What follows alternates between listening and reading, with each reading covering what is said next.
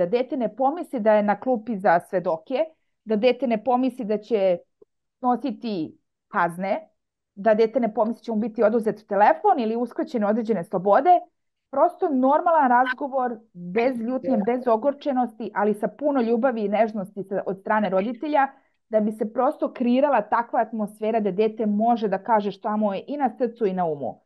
I to je uvek negde moja poruka roditelja. Nema odustajanja, prosto nađite, svako dete različito, svaka individua različita za sebe, naći model kako se na najbolji način približiti svom detetu, ako smo već ispustili te korake, a očito jesmo jer moramo s njima pričati.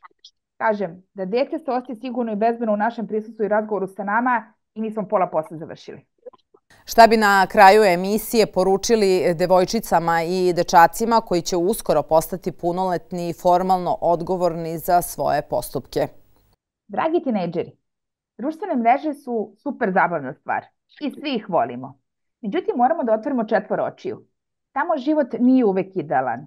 Nekada se koriste i filteri i aplikacije da bi se neko prikazao da je savršen, a zapravo nije.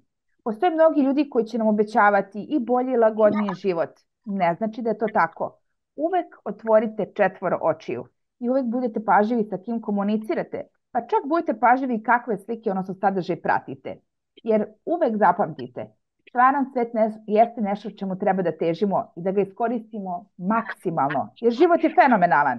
A društvene mreže, internet, jesu sredstva gde možemo da provodimo određeno vreme, ali da nikako ne zaboravimo da su naši pravi prijatelji oni koji su pored nas, a oni su uvek pored nas pre svega u fizičkom svetu.